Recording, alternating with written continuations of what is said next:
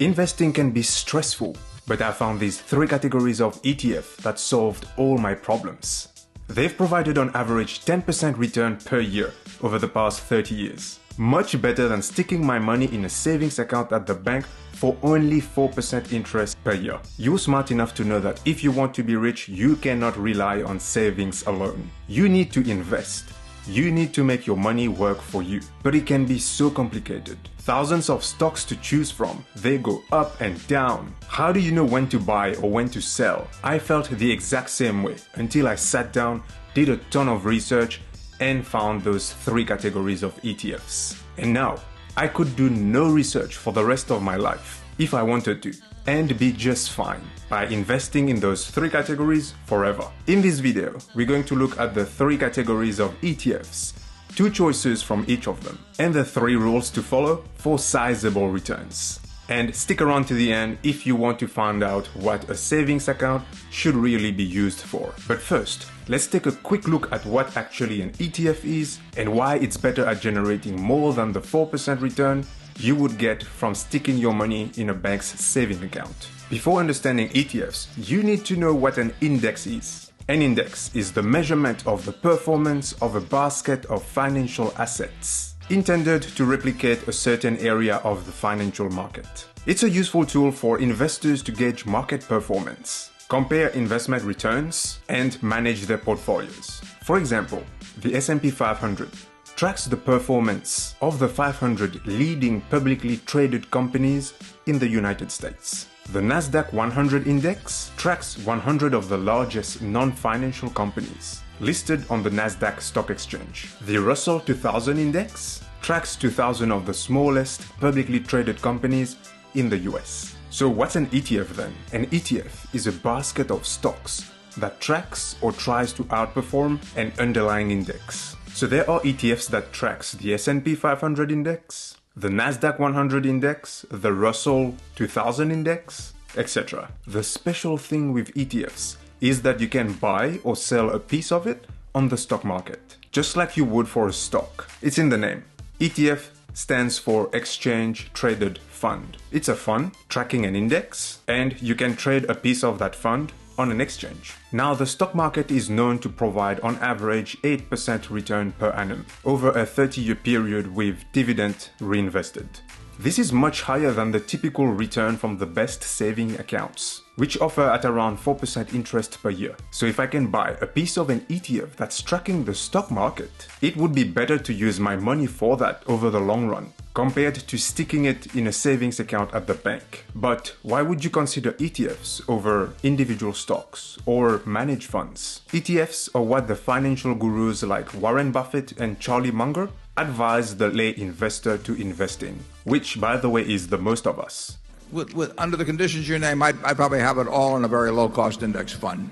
Might be Vanguard, somebody I knew was reliable, somebody where the cost was low, and because you postulated that you're not going to become a professional investor, I would recognize the fact that I'm an amateur investor. Unless bought during a strong bull market, which this hasn't been, I would feel that that was going to outperform to a degree bonds under current conditions over a long period of time, and then I'd forget it and go back to work. But why? ETFs offer diversification, meaning you're not putting all your eggs in one basket. You're not putting all your money in the one stock. If you buy only Apple stock, for example, and Apple goes bankrupt, you lose all your money. If, on the other hand, you buy a basket of stocks and one company amongst those goes bankrupt, you don't lose all your money. Buying ETFs also means you do not have to spend time investigating individual stocks. Figuring out which stocks are the best is so hard. There are about 55,000 companies listed worldwide.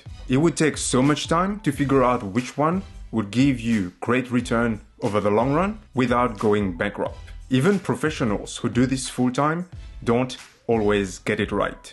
Which leads us to the 4th reason to buy ETFs. That, for example, track indices like the S&P 500. These ETFs typically outperform a lot of the actively managed funds by so-called financial professionals over the long run. 5th reason, ETFs are passively managed and have very low fees compared to actively managed funds. which would usually charge about 2% of the total asset under management, which is huge and adds up over time. Additionally, you typically don't need a huge amount of money to start investing in ETFs, and their fees are usually very low, from about 0.5% to even lower, at around 0.08%. Before looking at the three categories of ETFs, let's look at three rules that, if I follow them, are going to give me sizable returns. Rule number 1. I can't pick two ETFs in the same category. That's because their performance would be very close over time. And if my plan was to diversify where I'm putting my money, that won't help. Rule number 2.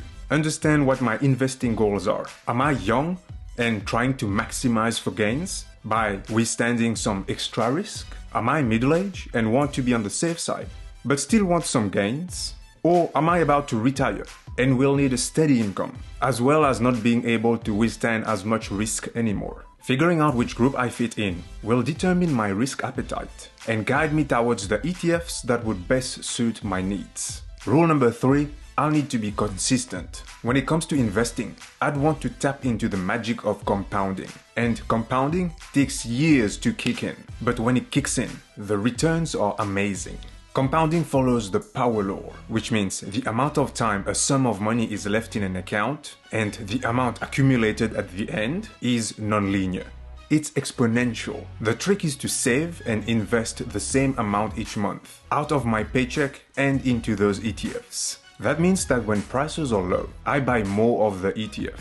When prices are high, I buy less. But over time, the number I buy averages out. That's what's known as dollar cost averaging. In a random walk down Wall Street, Burton Malkiel gives an example of two brothers, William and James. Beginning at age 20 and stopping at age 40, William invests $4,000 each year. So William invests for 20 years. Meanwhile, James invests the same amount each year between ages 40 to 65. So James invests for 25 years. By the time William is 65, he has invested less money than his brother, but has allowed his money to compound for 25 years. As a result, when the brothers retire, William has 600% more money than James, a gap of $2 million. One of the smartest financial choices we can make is to start saving and investing as early as possible. By harnessing power laws, compound interest can help us achieve financial freedom and wealth without the need of large annual income. What's needed is time. Here are the three categories of ETFs I found worth investing in for me. Category number 1.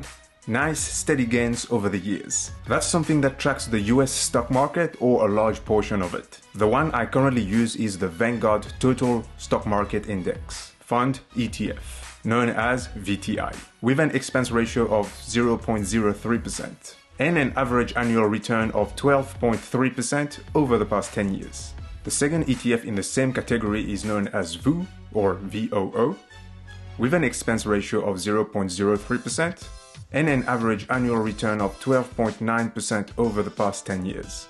VOO tracks the S&P 500. Looking at both ETFs together, they look quite similar. The differences are bigger diversification with VTI, which tracks at around 3,000 companies, compared to VOO, which tracks at around 500 companies, part of the S&P 500. VOO is also double the price of VTI. Category number 2, return maximization, aka growth ETFs. Buyers beware. This also means riskier. These ETFs are a little more volatile, meaning they could go up a lot, but they could drop a lot as well. Examples are QQQ, which tracks at around 100 companies, with an expense ratio of 0.2 and an average yearly appreciation of 17%. And the second example is VUG, which tracks around 250 companies, with an expense ratio of 0.04 and an average yearly appreciation of 15% over the past 10 years. I don't have any of those ETFs at the moment, as I tend to be on the more risk-adverse side. Category 3, high dividend yield. This category is considered to be safer than the other two and provide more cash flow in the form of higher dividend.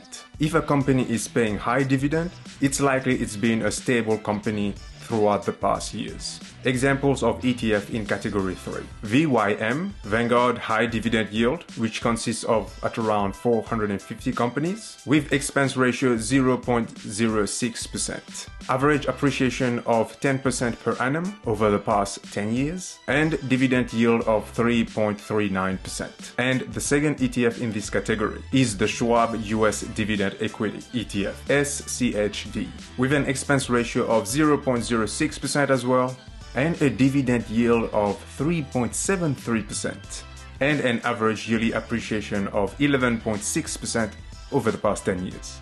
So what does it all mean for my savings account? Before considering investing, even in indexes, the common advice out there is to have an emergency fund worth at least 6 months of your monthly salary. That's to cover you in case of any incidents in life. Example, you get that unexpected car repair or you lose your job. Your emergency fund is what you would usually put in a high interest saving account, because theoretically that's a less risky place to put it in the short term compared to the stock market. But none of what I just talked about is financial advice. I've just shared what I've learned and what I've been doing myself. Please use your own judgment. Do your own research. Don't blindly listen to anybody on the internet, and seek professional advice where required. If you've enjoyed this video, you are going to love this one up here, which is about how to become a millionaire in 3 years. Thanks for watching, and until next time, my friend, take care.